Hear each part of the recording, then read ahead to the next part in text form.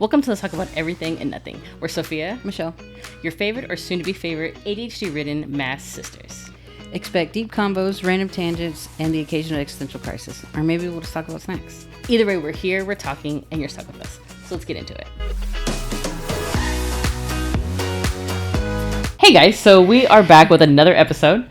So this is actually going to be what we called our pilot episode. Yeah, way back in our first episode. About a month ago. We kept referring to a pilot episode, and this is what this was about. We watched that video and said, Yeah. It was chaotic. It was at my kitchen table. My kid was walking around. You couldn't hear us. It was just bad. We used only one bad lighting. Yeah, it was even with our standards, it was bad. Yeah. So we're like, you know what? No, let's scrap it. Let's try again.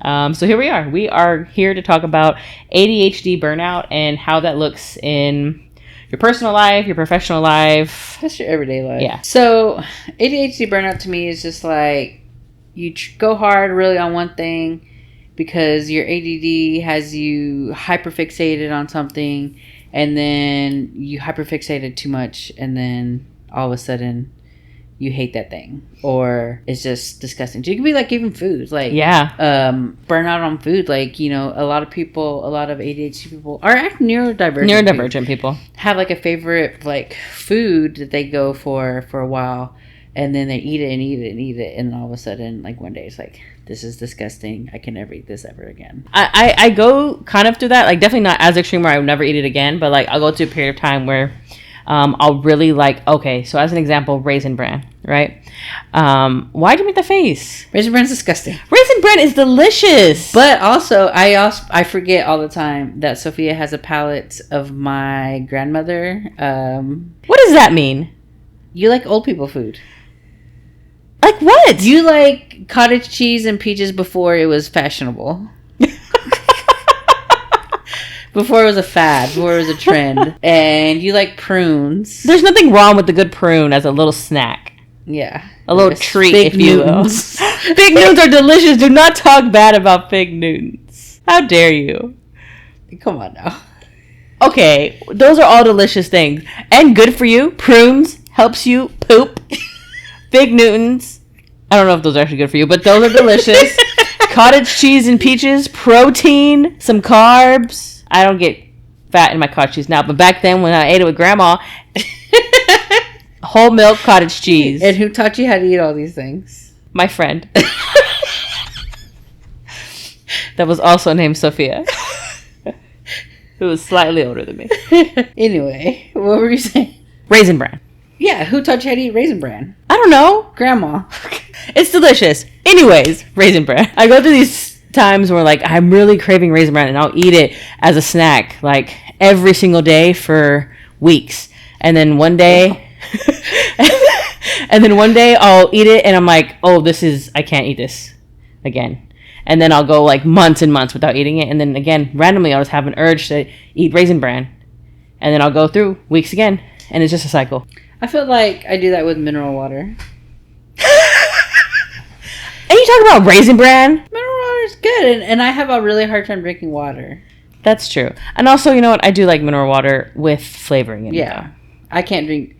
You know, HTeaO has like flavored mineral water. I'm sure other brands have flavored mineral water, but HTeaO has like mango and cranberry and strawberry. Oh, that sounds delicious. Yeah, I love HTeaO.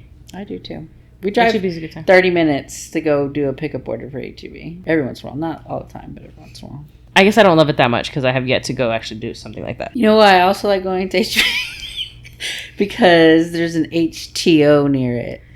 And I really love HTeaO. The tea place? Yes. Is that what it's called? Yes. What did you think it was called? I thought it was called like HTeaO or something like that. HTeaO? Where's the I in it? I don't know, Michelle. I thought it was called HTeaO. HTeaO. I love HTeaO. I like their peach tea. I like their watermelon.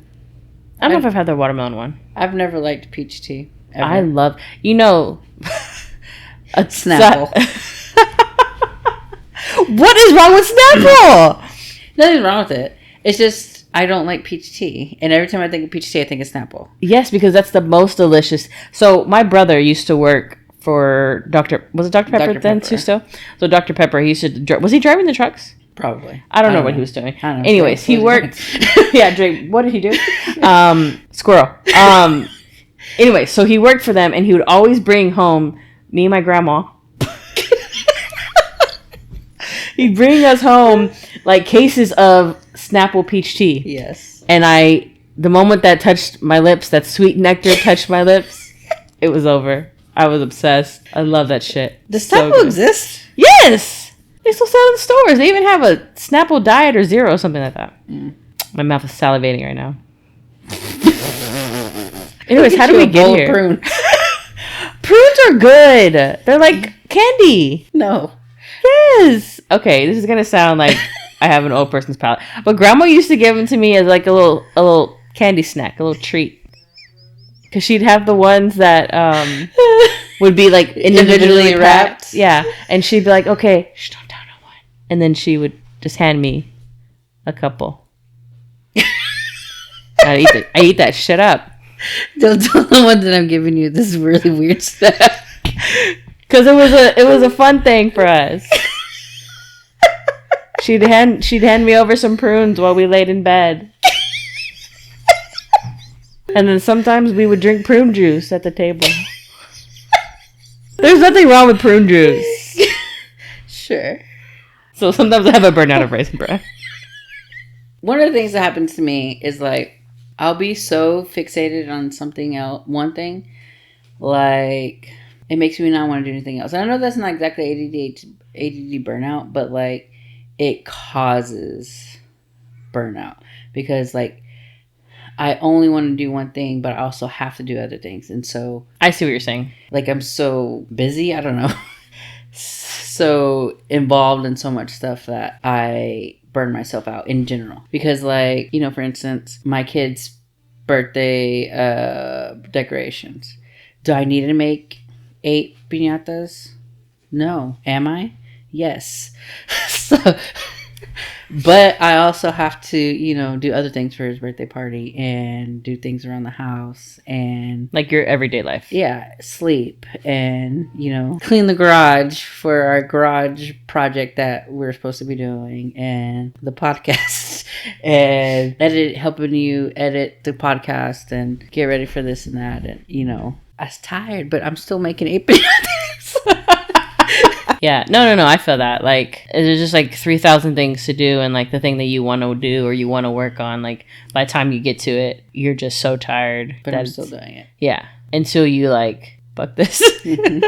Or like, have you ever been in the middle of like an ADHD hyper-fixation? And I'm not talking like a long-term one. I'm talking like I'm doing it right now type of fixation. And then in the middle of it, you're like, yeah, this was a horrible idea. I'm fixing to just like go inside. Yes, 100%. Mm-hmm. A lot of times it has to do with cleaning things. Like going through things and be like, I can clean this out. Yeah. And then next thing you know, like I'm looking at photos from when I was in 6th grade. And I'm like, how did this happen?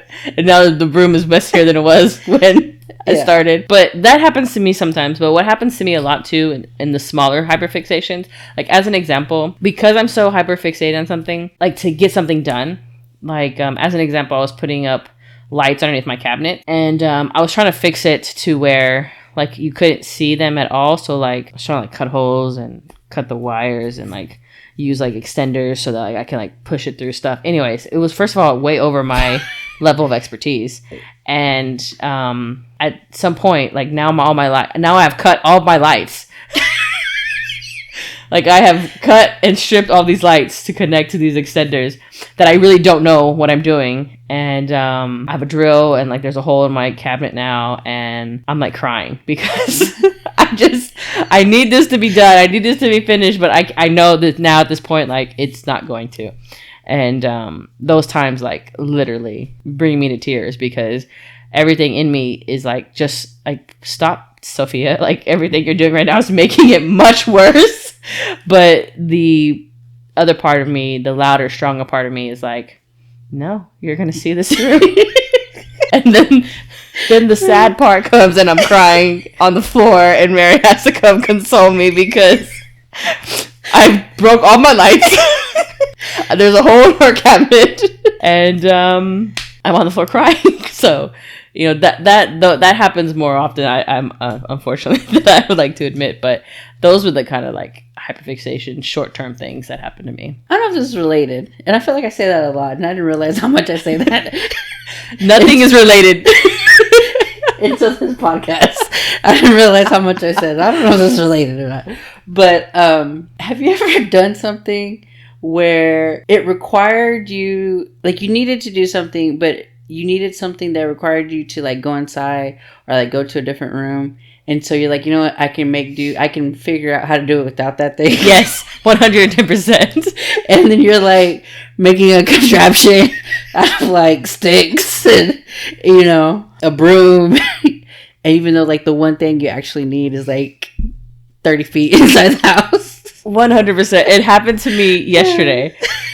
I needed the step ladder I have 2 step ladders, one in my shed outside because I have one outside so that it's convenient for me when I'm outside, and one inside the house. I was on my patio and I needed to get something that was up high to get something, and I was like, I really don't want to go inside to get it, and I really don't want to walk all the way to the shed to get it. And so I was like, what if I stand on this propane tank and then on this fake lantern to get onto this box to get the thing? I think I do that a lot with hammers. I literally have hammers all over my house. Like I have so many hammers. So I'm like, why do I have so many hammers? And like I'm in the middle of something, like, oh, I need a hammer. Like, no, I don't have one. So I'm like banging a box on it. What is that called? Lazy. What mental illness is that? But yeah, so I don't know if that's a mental illness. But is that part of ADD, or is that just like for like laziness? Maybe both. Maybe we are lazy and we just keep calling it something else. Grandma was right. Do you burn out from like your ADD hobbies? Yes. Sure. But do you feel like I already spent $7,000 on this, I gotta keep going? No. But do I feel bad about it? Yes. But also then usually I always find a replacement to then buy more stuff. And that's what keeps me going. I do think I did hyperfixate one time on wanting to paint my house, and that was expensive and emotionally damaged. Like, emotional trauma. Like, you were there for it. Like, I don't know how else. Like, yeah, it was a bad time. Because only half her house was done. Yeah. It was a bad time. I was in over my head, which in theory I shouldn't have been because I know how to paint. I was too like, all right, I'm going to do it. Yeah. I think that a lot about us. I don't know if it's like all neurodivergent people or if it's just us. Once we want to do something, like we kind of just like, we buy all the stuff and then we're like, okay, let's go. And like, that's the only research we've done is the things we need to have to do it. Not like learning the craft. Yeah, no, 100% agree. I fixated on it for a few weeks. I don't even know about getting it done. Longer. About getting it done, and then it didn't go well, and then I had a major like crash out, and it was a bad time. We don't really talk about those times. It was a major crash out. Now I gotta find someone eventually to paint the rest of my house, or to paint my whole house. Basically, I mean, come paint it. Someone come paint my house. Are you a painter? What painters do we have in these viewers? That was a hyper-fixation that burned you out. That went up in flames. And it made me feel, I guess it also made me feel bad about doing other things to my house because I'm like, I can't do anything else because I gotta finish my fucking paint. Like I gotta, you don't even have your lights back up. Yeah, I didn't put my lights up. I bought like these planters to put out in the front, of my house, and they're like on the side of my house right now, and like I just felt like, and the rain chain, like I got all this stuff to like make my house nicer. I don't even, and I like the curb appeal because I jacked up the foundation of it. I guess I'm like, all right, I don't deserve to do anything else. I don't deserve anything anymore. Dang, Michelle. And so it's like I can't, like, I guess in my head I'm like, I can't move on until this is done. Mm-hmm. And I can't do it. In my personal life, when I'm burned out of something, my like biggest comfort is to buy something or to eat something or to buy something to eat. When I start burning out, that usually means like everything else, all my mental illnesses are now at the forefront. Mine's like real simple. You know what mine is? Dr. Pepper. Dr. Pepper cures all my ailments. Do you ever do anything to try to calm your ADD burnout? What do you mean? I'm trying to write it in. Maybe not just a burnout, but like, I don't know. Like, I feel like if we were more organized, that we would. I've tried to be more organized. I bought planners, physical planners, digital planners. Part of me buying an iPad was for me to become a planner iPad girly. What happened to that? I bought a $40 digital planner 2 years ago, and I used it for 1 week. And I was like, this is too much. There's too many things for me to do every day. I was like, I can't. And then because I'm like I do to-do lists. Like I literally have everything in to-do lists. It's all in my reminders though, because I need reminders. Reminders aren't good for me because I just wipe them away. But no, it's the point of reminders and not like some other apps that just like send you a notification or whatever. Because reminders, like they will keep coming to you. But I can swipe it away and then it'll be like, hey, you're supposed to do this. I'll keep swiping it away. So like when I was pregnant, I was supposed to drink. In general, I'm supposed to drink water, right? You know, people are supposed to drink water. So like, you know. I had no idea. And so I always had a problem drinking water. And I told myself it was because, well, I'm in sales. I can't have a water bottle with me, you know, and I'm on the sales floor. And But can I finish off with Dr. Pepper or sweet tea? Yes, I can. So, but I would download all these apps to drink water and I would just swipe the water app away. Whenever I was pregnant, I struggled drinking water. So I told my doctor, I was like, can I drink milk? Can I drink milk? Yeah. He's like, that's a lot of milk. Instead of water? Well, in addition to the water. I'm confused on where this milk water replacement is coming from. Because milk is, you know. Hydrating? Yeah. Is it? Yeah. I don't feel hydrated after I drink milk. Probably because you don't drink real milk. What does that mean? Can you milk an almond? Like, you can milk anything with nipples. Does an almond have nipples? I have nipples. Can you milk me, Greg? Meet the fuck. Not the fuckers. Parents. But I'm like, the second one was meet the fuckers. Meet the fuckers. Anyway, so I would just like swipe shit away. But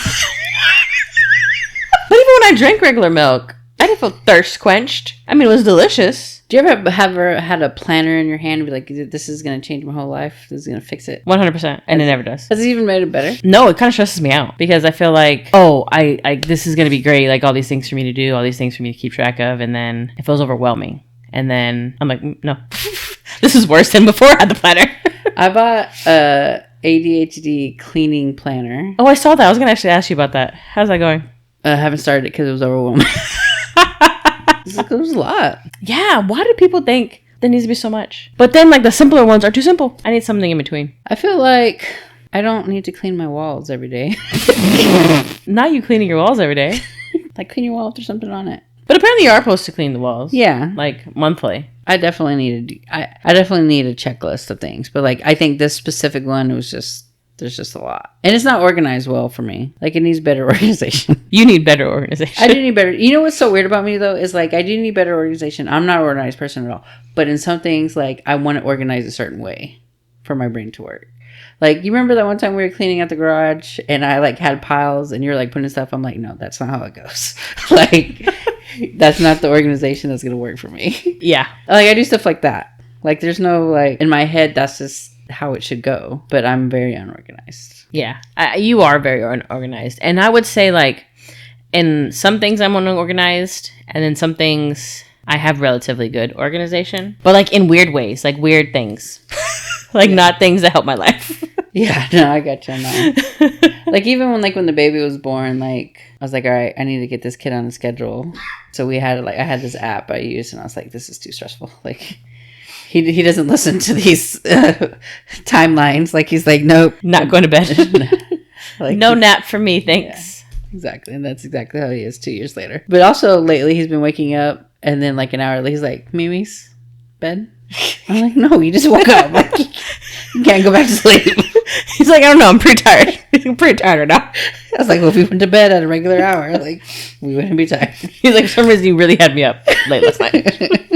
But also, I think ADHD burnout, specifically in our jobs, you know, like when I start a job and I'm... Oh, yeah, you go full force. Yeah, like I go 110%. You're like the shining star. Yeah. And the whole job. And then the more you shine, the more work they give you. Oh, yeah. They're like, hey, you did such a good job. Here's 17 more things to do. Exactly. And then I need you to get here early and then stay a little bit late. Yeah. And then if you could also just do everyone else's job as well. Mm-hmm. Like, you know, John over here isn't doing that well, so I need you to like pick up his slack. And then next thing you know, I'm dead. I'm burned. But like even before we get there, like once like they stop telling me how good of a job I'm doing and how like well I'm doing is like when I start burning out. Yeah. Mine. So we're both in sales, right? And with sales jobs, it's really easy to get burnout in general. But like with ADD, like if you're not getting that dopamine of like for me, and I know for you too, it wasn't the money. It was like oh, you're doing a good job. Here's the praise. Here's the glory. Here's the attaboys, you know. And that's what's motivating me to do better. Like me being the best is what's motivating me. And so like mine is like I just stopped caring one day. I'm like, okay, I don't care. And I may not care for a few weeks, a few months, maybe. And then, you know, and then not like a few months. And then I'm like, all right, I better get my, you know, shit together, and I start caring again. Or something will happen and I'll be like, okay, I feel rejuvenated and let me, you know, get on it again. And it's just one of those things where I just stopped caring. And when I stop caring, like no one can make me care. Like, my boss would be like, how can I get you to care again? I'm like, I don't know. How can you? I'll let you know when I know. I'll let you know when I care again. It's a slow decline for me and then a crash and burn. And it's a problem. It's a thing that I don't like about myself, but it's just like, I think it's because I take it so personally. Yeah. That like now I'm offended. You're offended at them or you're offended at yourself? At first it was, I'm offended of myself for not being as good as you think that I should be. Yeah. And then it's, oh no, this must be a you thing. And then I'm like, yeah. And also it's like one of those things like, well, how dare you not appreciate for all the other stuff I did? Yeah, exactly. Like, what about all that shit that I've done before? Mm-hmm. And now you're getting mad at me because I'm doing exactly what everyone else is doing. Mm-hmm. Like, I'm on par with everyone else. And now you're telling me, like, there's a performance thing going on. Because even at first, like, when those conversations start coming, like, I definitely still do, like, I'm trying as much as I can being on, like, fumes. And then once those fumes are gone, I'm just like, Mine just comes back and forth. But there's this funny story that I love about you and your job. It has nothing to do with ADHD Burnout at all, but I just think it's freaking hilarious. About time. I can't stand you. I can't stand you. That you got a job at State Farm, went through training, right? I was in training. You were in training. And then you got a job somewhere else, which was more money or something, or better hours, something like that. It was better hours and much more money. And so instead of just saying, you know, sorry, I'm peacing out. It's because I don't know how to have those conversations. But what did you tell State Farm? So I went early in and told the manager and the lady who was training us, and I was like, hey, I was like, I'm moving to Austin because my wife, but my girlfriend at the time, got a job in Austin, so we're moving. And so I have to leave. And I thought that was going to be simple, you know? Like, I thought it was going to be like, oh, okay, thanks for telling us. Good luck. No, she dragged me upstairs to the big manager and was like, Sofia, like, we really think you have a lot of potential. Like, we're going to see if there's a spot for you in the Austin office. And I was like, oh, God. I was like, what do I do? And so then we go upstairs and he's like, yeah, I'll look, like, for sure. And he's like looking in like their database and like trying to find me a position. And there was one in Austin and it was like a bilingual one though. And I was like, I don't speak Spanish. I don't speak Spanish. And he was like, oh, he's like, okay. He's like, well, I can make some phone calls and see. And I was like, you know what? It's okay. We don't need to do that. And I was like, I almost had to move to Austin. To take this job at State Farm because I couldn't tell them that I just needed to quit because I don't know how to have those conversations. But also I guess it is kind of related too because in just your training they loved you so much they were trying to jump through all these hoops to find you to keep me. Yeah, exactly. All right, guys. Well, was this episode about ADHD burnout? Who knows? To be honest, maybe. I think we got lost somewhere at the Raisin Bran. I think once we hit Raisin Bran, I think it just went. The moral of the story is: don't buy a $40 digital planner. Don't try to paint your own house. And try Raisin Bran. Like, when I think about Raisin Bran, I just think of soggy. Anyway. Sorry if y'all like Raisin Bran. And, if y'all want to come paint my house, let me know. Or if you want to have Raisin Bran night with me. I'm also down for prunes, cottage cheese, And Fig Newton. And Fig Newtons. But that's pretty much it, guys. We appreciate you sticking with us in this kind of disorganized episode. Bye. Have a good one. And somehow we've reached the end of another episode of Let's Talk About Everything and Nothing. If you had fun, hit that follow button, leave a review, and follow us on TikTok and Insta. But if you got distracted halfway through, no worries. Same. We'll be back next time with more thoughts, more distractions, and probably actually no real conclusions. But thanks so much, guys, and see you later.